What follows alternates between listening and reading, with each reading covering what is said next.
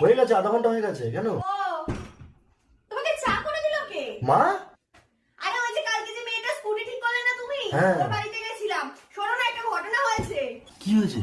আরে ওরা তো আমাদের তিনজনকেই নেমন্তন্ন করেছিল, তুমি তো ছিলে না বাড়িতে, সেই জন্য আমি আর ভাই গেছিলাম। বিশাল আয়োজন করেছিল জানো, খুব সুন্দর খাইয়েছে। আর তার মধ্যে একটা ঘটনা আছে, কি হয়েছে ওর ওই নাকি? মেয়েটাকে পছন্দ হয়ে গেছে। কি বলছো? এরকম? কাটা লাগা